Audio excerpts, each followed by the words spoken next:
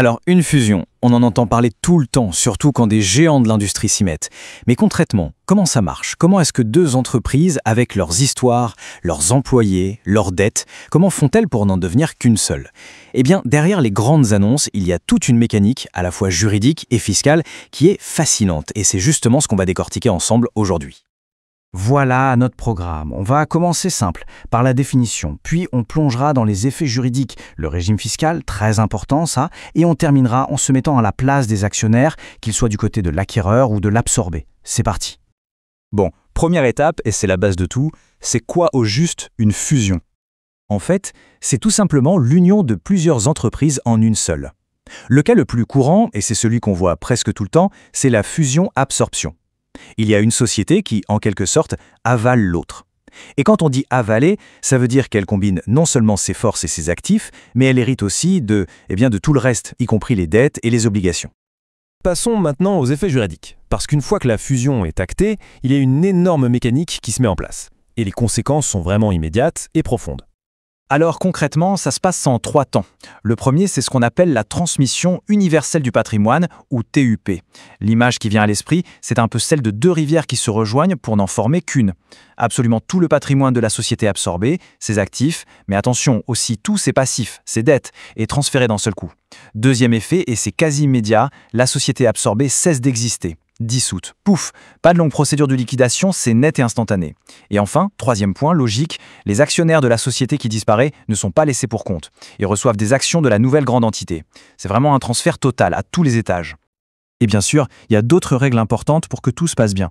La date des faits est très claire. C'est le jour de la dernière assemblée générale. L'entreprise qui absorbe l'autre reprend bien la totalité du passif. Ça, c'est un point clé. Les créanciers, eux, ont un petit filet de sécurité. Ils ont 30 jours pour s'opposer s'ils estiment que leurs intérêts sont menacés. Bref, tout est encadré pour que la transition soit la plus propre possible. On attaque maintenant un morceau très important, la fiscalité. Pour que des opérations d'une telle ampleur puissent se faire, il faut bien des incitations. Et c'est là qu'intervient ce qu'on appelle un régime fiscal de faveur. Voyons un peu de quoi il retourne. L'avantage principal, c'est ce qu'on appelle la neutralité fiscale. En temps normal, si une entreprise vendait tous ses actifs, elle devrait payer immédiatement de l'impôt sur les plus-values réalisées. Ça pourrait représenter des sommes énormes, et en fait ça bloquerait complètement l'opération. Ce régime spécial permet de dire « Ok, on ne paie pas d'impôt tout de suite, on reporte ». C'est un mécanisme absolument essentiel pour que la fusion soit viable. Mais attention, ce n'est pas un cadeau fiscal sans contrepartie, c'est un report d'imposition, pas une annulation. Pour en bénéficier, il y a des conditions. La plus importante, c'est que la société absorbante s'engage à reprendre le flambeau fiscal, c'est-à-dire qu'elle continuera à calculer les amortissements et les plus-values comme si de rien n'était. En gros, elle promet que l'impôt sera payé un jour quand les actifs seront effectivement vendus. L'État s'y retrouve, mais plus tard.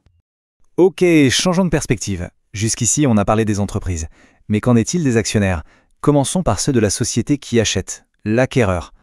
Pour eux, la question est assez simple. D'un côté, c'est super. Leur entreprise devient plus grosse, plus puissante.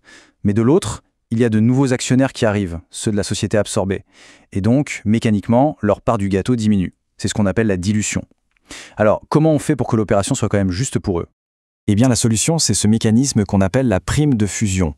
C'est un peu technique, mais l'idée est simple. C'est la différence entre la valeur réelle de ce qui est apporté par l'autre société et l'augmentation sur le papier du capital. En fait, c'est une sorte de droit d'entrée que payent les nouveaux arrivants. Ça permet de s'assurer qu'ils ne profitent pas injustement de la valeur qui a été créée avant leur arrivée. C'est vraiment un outil pour préserver l'équité entre anciens et nouveaux actionnaires. Allez, dernière partie. On se met maintenant dans la peau des actionnaires de l'entreprise qui se fait absorber. Pour eux, l'enjeu est crucial. Ils vont devoir échanger leurs titres contre de nouveaux. Et il faut que cet échange soit équitable. Pour ces actionnaires-là, tout, absolument tout repose sur un seul concept, la parité d'échange. C'est le chiffre clé qui va déterminer combien de nouvelles actions ils vont recevoir en échange de leurs anciennes. Si ce ratio est mal négocié, ils risquent de perdre beaucoup de valeur. Et cette parité, elle ne sort pas d'un chapeau, évidemment. Elle est le résultat de négociations souvent très intenses, qui se basent sur la valeur réelle de chaque entreprise. L'objectif, c'est de trouver le ratio le plus juste possible pour que personne ne se sente lésé dans l'histoire. Pour que ce soit plus clair, prenons un exemple. Imaginez un ratio de 2 pour 5. Ça veut dire qu'on reçoit 2 actions de la nouvelle grande entreprise pour 5 actions qu'on détenait dans l'ancienne. Si on avait 50 actions avant la fusion, on se retrouverait avec 20 actions de la nouvelle entité. Bon, mais les calculs de parité, ça ne tombe pas toujours pile poil. Qu'est-ce qu'on fait s'il reste des fractions d'actions, ce qu'on appelle des rompus? Eh bien, on ne va pas donner 0,2 actions à quelqu'un. Dans ce cas, il y a une compensation en cash, une somme d'argent qu'on appelle la soulte. Mais attention, il y a une limite très stricte. Le montant de cette soulte ne peut pas dépasser 10% de la valeur nominale, c'est-à-dire de la valeur d'origine des actions qui sont données en échange. C'est une sécurité pour s'assurer qu'on reste bien dans un échange et pas dans une vente déguisée. Et voilà une très bonne nouvelle pour les investisseurs particuliers. De la même manière que pour les entreprises, l'échange de titres est pensé pour être fiscalement neutre. Pas d'impôt à payer au moment de l'échange. L'imposition, elle n'arrivera que le jour où ces nouvelles actions seront vendues, et si une plus-value est réalisée à ce moment-là. Pour conclure, on voit que la fusion, c'est une opération vraiment puissante, mais aussi très encadrée. Il y a un cadre juridique précis et une fiscalité qui est là pour encourager le mouvement. Des mécanismes comme la prime de fusion ou la parité d'échange sont là pour protéger toutes les parties.